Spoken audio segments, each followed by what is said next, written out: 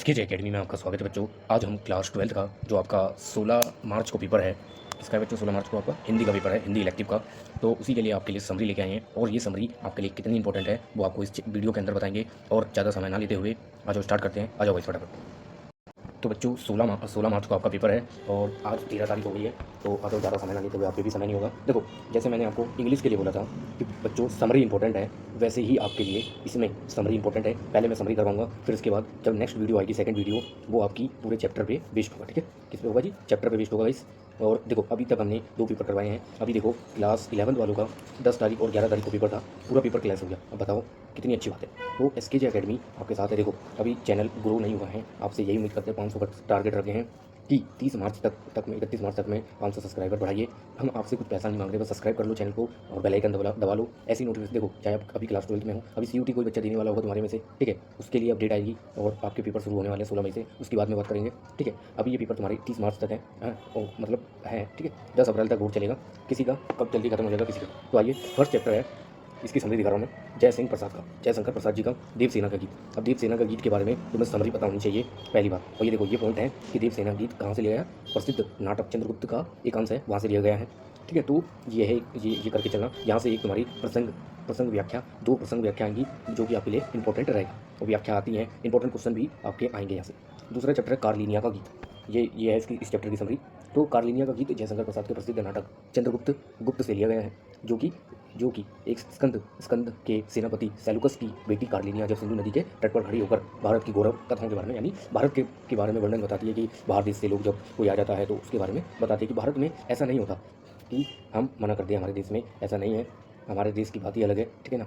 हाँ, हम इंडियन पे गर्व है हमें अपने आप पे, क्योंकि हमारा वो काम नहीं है दूसरों की पेट पे छुरा मारना है किसी का। कोई भी ऐसा इंडियन नहीं होगा, सब में एक भावना है, जैसे कि हम किसी का भला कर सकते हैं। हम ये नहीं सोचते वो कौन है, आतंकवादी है, चोर है, कौन है, क्या है, वो हमें नहीं पता। हम कोई ना कोई जेंडर देखते हैं, ना कुछ देखते हैं, हम सबकी मदद करते हैं। क्यों? क्योंकि हमारे कल्चर में ही ऐसा कुछ लिखा हुआ है, हमारी संस्कृति में। तो आपने हड़प्पा के बारे में पढ़ाई होगा। चलिए, ज़्यादा समय न लेते हुए, ठीक है, अब आते हैं सूर्यकांत त्रिपाठी निराला की चैप्टर, जो कि सरोज स्मृति। ये एक पहला शोक गीत है जो जयशंकर प्रसाद ने लिखा, क्योंकि उनकी बेटी, पहले तो उनकी बीवी मर गई, और जैसे, हाँ, सूर्यकांत त्रिपाठी की उनकी बीवी मर गई, तो एक बेटी हुई थी उनकी, बेटी की शादी हुई, तो उसके बाद वो कुछ समय बाद, उसकी शादी होने के बाद वो भी चल बसी। ठीक है, तो वही सूर्यकांत त्रिपाठी जी इसमें बताते हैं कि मैंने कैसे अपनी बेटी को पाला, लाज स्वभाव की तरह। ठीक है, पुत्री का विवाह हो गया लोक मंगल की तरह। इसमें कोई लोग नहीं आए थे, क्योंकि ये विवाह ही अलग तरीके से। ठीक है, और यहाँ से प्रसंग व्याख्या बनती है गाइस। ठीक है, समरी पता है तो प्रसंग व्याख्या आराम से कर दोगे।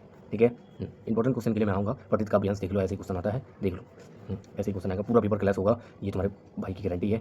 अभी तक 2 पेपर हुए हैं और देखो क्लास 11 वालों का पूरा पेपर क्लास हो रहा है, तो आप समझ सकते हो कि हम कितनी मेहनत कर रहे हैं आपके लिए रात दिन। देखो, मैं ये जो चीज़ें लेके आ रहा हूँ ना, ये मुँह उठा के नहीं ला रहा हूँ या कहीं से टेप टाप के। ठीक है, मैं पूरा पेपर का एनालाइज़ करके आता हूँ, ऐसे नई वीडियो बन जाती है, कड़ी मेहनत करते हैं, तभी तो आपको कहते हैं चैनल को सब्सक्राइब कर लिया करो, लाइक किया करो, शेयर जरूर करो। जितनी ज़्यादा ऑडियंस होगी ना इस चैनल पे, उतना मज़ा आता है स्टडी के बारे में बताने के लिए, ट्रिक्स बताने के लिए, सब चीज़ बताने के लिए। अब ऑडियंस ही नहीं होगी ना तो मज़ा नहीं आता। ठीक है, अभी देखो, अभी हम लोग फर्स्ट ईयर में हैं। ठीक है, अभी मैं भी कॉलेज में ही हूँ, बट इससे ये नहीं है, देखो मैं भी स्टडी कर रहा हूँ, आपको भी स्टडी करवा रहा हूँ। क्यों? क्योंकि हमारी लाइफ में, देखो, हम इंडियन में एक ही है, मेरा एक ही मकसद है कि हर एक बच्चे को, चाहे वो कोई से भी वर्ग का हो, कोई सी भी जाति का हो, कोई से भी धर्म का हो, उससे मुझे कोई मैटर नहीं रहता। मेरा एक ही मकसद है, सबको फ्री ऑफ कॉस्ट शिक्षा देनी है और एकदम राइट एजुकेशन देना है। ये नहीं कि गलत गलत चीज़ें बता दूँ, ये मेरा काम नहीं है। मैंने अपनी लाइफ में अभी तक, मैं 12th पास होने के बाद कॉलेज में आने तक, अभी कॉलेज में ही हूँ, मैंने आज तक ऐसा काम नहीं किया और ना मैं करना चाहता हूँ। मेरा बस एक ही काम है, सबकी भलाई करना, और कुछ नहीं। मेरे ये काम नहीं है कौन क्या कर रहा है कौन नहीं, मेरा एक ही मकसद है, फ्री ऑफ कॉस्ट को शिक्षा देना है। हाँ, कोई पैसा नहीं लेना किसी से। और मान लो आने वाले टाइम पे ये चैनल ग्रो करवाते हो आप लोग, ग्रो तो करवाना जरूरी है।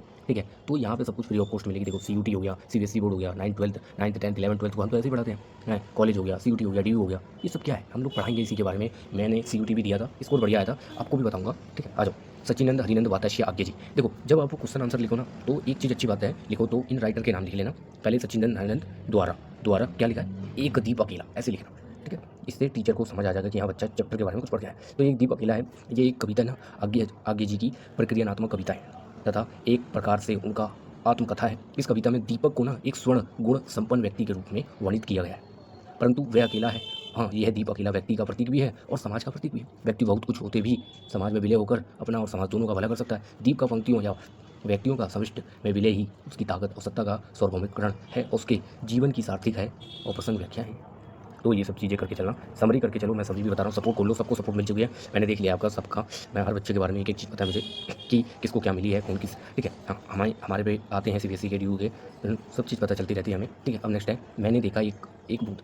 तो मैंने देखा एक बूंद कविता में प्रसिद्ध प्रयोगवादी कवि है, आगे की विचार मनोमुख एवं दार्शनिक कविता है, और ये लघु कविता जापानी भाषा की लघु कविता हायुकू की तर्ज पर रची गई। इसमें भी कवि प्रतीकों के माध्यम से गहन अर्थों की अभिव्यक्ति करता है। कविता में एक छोटी सी बूंद और सागर क्रमशः व्यक्ति और समष्ट सत्ता की ओर संकेत करते हैं। सागर की विराट सत्ता स्वर्तो है, और बूंद क्षण मंगूर, बूंदों का क्षण भर के लिए समुद्र से अलग होकर सूरज की नीलिमा से रंग जाना, नशा नाश शीतल के बोध से मुक्ति का एहसास है। इस प्रकार के क्षण के महत्व को भी प्रतिपादित किया गया है। देखो, तुम्हारा 2 नंबर का क्वेश्चन है या 6 नंबर का क्वेश्चन है, इनके लिए इंपॉर्टेंट है। और एक चीज़ और आता है, एक आता है 5 नंबर का आपका पद्यांश, पठित पद्यांश। तो एक ये भी इंपॉर्टेंट हो जाएगा यहाँ से, तो इंपॉर्टेंट हो जाएंगे, ठीक है। चलिए नेक्स्ट, देखो ये ऐसे आते हैं, ये मैं तभी दिखा रहा हूँ तुम्हें क्योंकि यहाँ से फंसता है क्वेश्चन। पूरा पेपर आएगा, देख लेना। सीबीएसई की यहाँ बैठे हम, SKG अकेडमी तुम्हारे साथ है, ठीक है ना। सारे पेपर ऐसे जाएंगे, बढ़िया जाएंगे एकदम फर्स्ट क्लास। चल चलो आगे बढ़ते हैं। चलो जी, केदारनाथ सिंह, तो इनकी कविता धाराओं में एक है बनारस। इन्होंने बनारस के बारे में बताया है, वहाँ की दृश्यता के बारे में बताया कि बनारस जैसे पहले था वैसे अभी भी है, और रहेगा और रहेगा ही, है और रहेगा भी, ठीक है। क्यों? क्योंकि एक तरफ उस तरफ नदी, उस पार उस साइड कॉर्नर पे एक तरफ लाशें जली हैं, एक तरफ यहाँ भगवान की पूजा हुई है। तो बनारस इस वही है पहले जैसा। तो समझ आई हुई है, चैप्टर यहाँ से क्वेश्चन आया होगा, ठीक है। तुम्हें हर एक चैप्टर के बारे में समझी थोड़ी बहुत तो पता होनी चाहिए, जिससे कोई भी क्वेश्चन आ जाए तो आप आँख बंद करके कर दोगे, ठीक है गाइस। चलिए हाँ नेक्स्ट चलिए आगे। हाँ, दिशा, ये इन्होंने जो ये कविता लिखी है दिशा, तो एक लघु कविता है, ये बालक मनोहर है। यानी एक लड़का था XYZ, जो भी इन्होंने बताया नहीं, तो उससे पूछा गया कि बेटा हिमालय का है। अब तुमसे कोई पूछ लेगा कि इंडिया का है भाई, तो तुम बोलोगे यहाँ है इंडिया, यानी मेरा कहने का मतलब इंडिया का है। और इंडिया में दिल्ली का है, मुंबई का है, आगरा का है, उत्तर प्रदेश का है, ऐसा जो भी। अब जिस मोहल्ले में रहते हो, कोई तुमसे पूछ लिया कि बेटा कहाँ पे ये मोहल्ला है, XYZ जो भी मोहल्ला है आपका, ठीक है, तो आप यही ना बताओगे कि इधर है उधर। तो उस बच्चे से जब केदारनाथ जी ने पूछा, तो बच्चे ने बताया बिना स्वाभाविक सरलता से अत्यंत भावुकपूर्ण चित्रण हुआ है। इस कविता की कवि पतंग कहते हैं कि जिस तरफ मेरी पतंग उड़ रही है उसी तरफ हिमालय है। किधर है?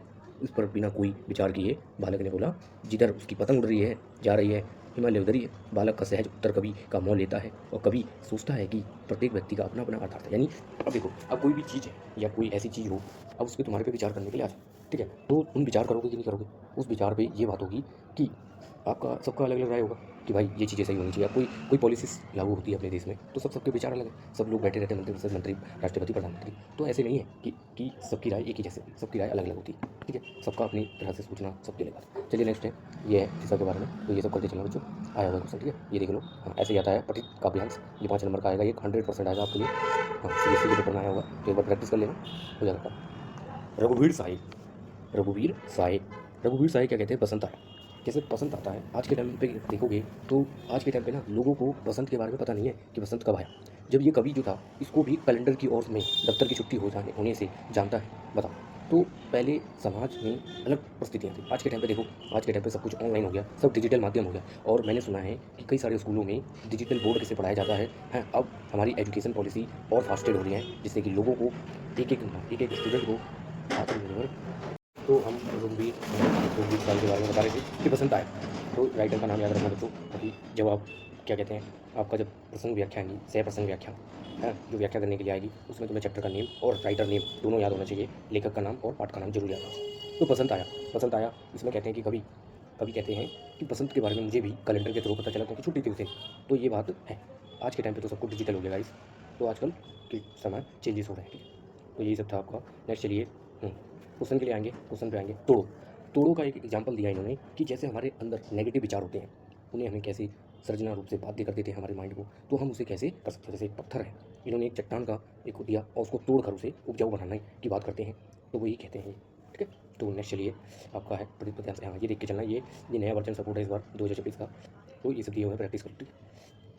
नेक्स्ट चैप्टर है आपका तुलसीदास जी के बारे में। ये चैप्टर भी इंपॉर्टेंट है, भरत राम का प्रेम।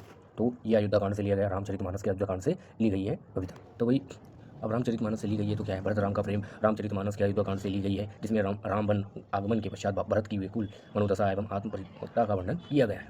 भरत भाविक हद से बताते हैं कि राम का उनके प्रति अत्यधिक प्रेम भाव है, और वे कहते हैं कि विधा इस प्रेम भाव को सहन नहीं कर सका और माता के रूप में उसने वैवंदना उपस्थित कर दिया। राम के वन आगमन से माता और अयोध्या के सभी नगरवासी अत्यंत दुखी हैं। भरत इस सारे दुख का दोष अपने भाग्य को ही देता है। कहने का मतलब शॉर्ट शब्द में, यानी वन वर्ड में कि वो कहते हैं भरत जी कहते हैं कि ये सब जो कांड हुए कि राम जी अपने शहर से यानी अयोध्या से वो उनकी वजह से हुआ है। उनकी माँ सारा जो दुख जितने भी वहाँ कांड हुए, राम जी ने वनवास ले लिया, सब वो सारी चीज़ें सब दुख का अपने ऊपर ले लिया और वो कहते हैं कि सब मेरे वजह से हुआ है और मैं ही भुगत रहा हूँ। तो अवधि भाषा से लिया गया है तो इंपॉर्टेंट, ठीक है। यहाँ से आएगा एक और क्वेश्चन आता है पद। पद क्या है देखो, पद है एक, ये शॉर्ट एक और है तो पद यहाँ से क्वेश्चन आएगा प्रीवियस पद्यांत मूल समीकरण। तुलसीदास की काव्य रचना गीतावली से लिया गया, अभी हमने जिससे पढ़ा वो अयोध्याकांड यानी वहाँ से लिया, काव्य गीतावली से लिया गया। इन पदों में कवि ने श्री राम के वनागमन के पश्चात माता कौशल्य के अधिक वियोग दशाओं पीड़ा का मन में चित्रण किया है। प्रथम पद में वह राम के बचपन की वस्तुओं को हृदय से लगाकर पुत्र की निकटता का अनुभव करती है। वह इतनी बेसुध है कि उन्हें कुछ ध्यान नहीं रहता। जब उन्हें राम के आगमन की कुछ स्मृति आती है तो वे चकित होकर चित्र के समान स्थिर हो जाती है। दूसरे पद में माँ कौशल्य राम के वियोग में दुखी अवशेषों को देखकर राम से एक बार पुनः अयोध्या लौटने आने का आग्रह करते हैं।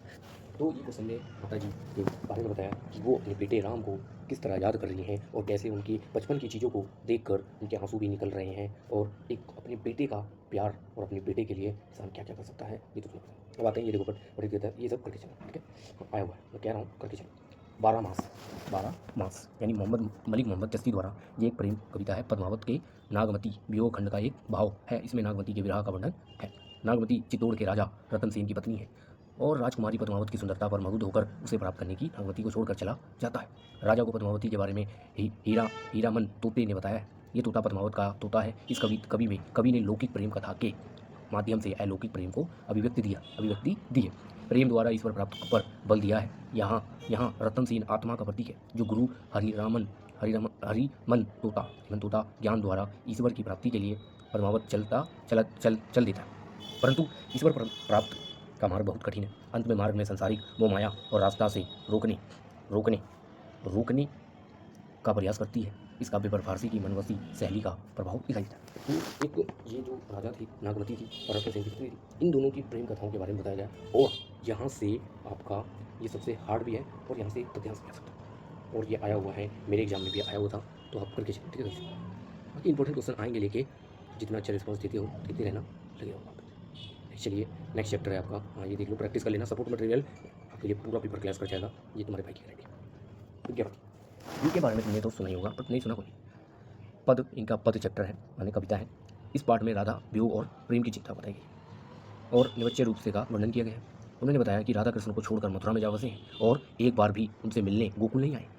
राधा ने उनके वियोग में विकुल है, उनसे अब कृष्णा के बिना रहा नहीं जाता। उनकी विरह व्यस्तना का अलग अलग पद के द्वारा वर्णन किया गया। प्रेम के अनुभव को पति पल निवन होने वाली अनुभूति बताया गया है।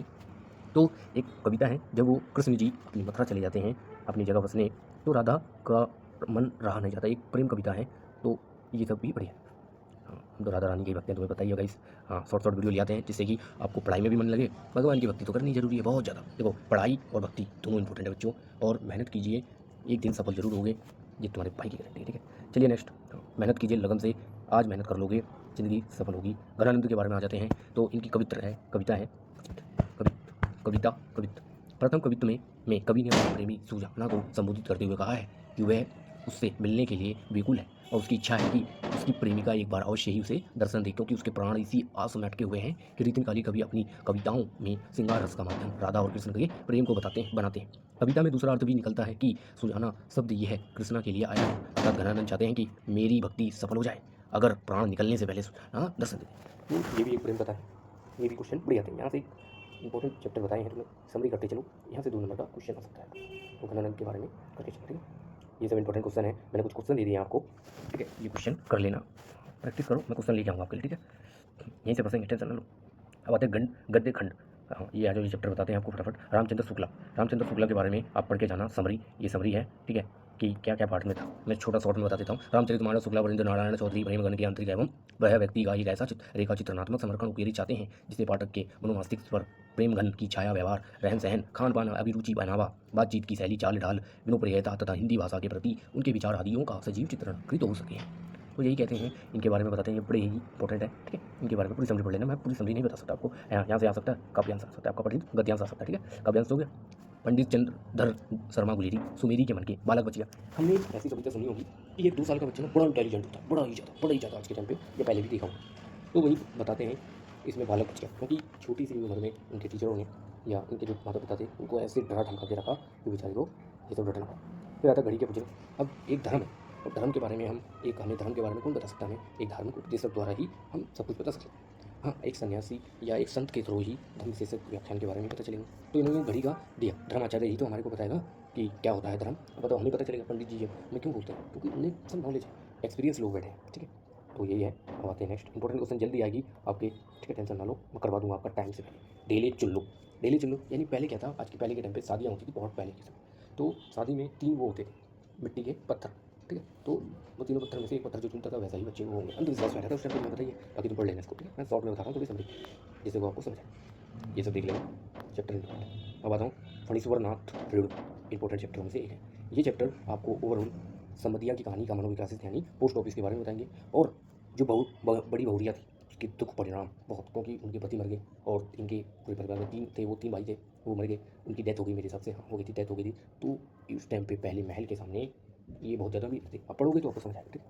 हाँ ये तो वो पोस्ट ऑफिस वाला बहुत तुम्हें समधिया बहुत मदद करता है, वो क्या किसकी करता है? बड़ी बहुरिया की, ठीक है जी। नेक्स्ट चलिए, यहाँ से क्वेश्चन आया हुआ है प्रीवियस ईयर में, आप देख लेना।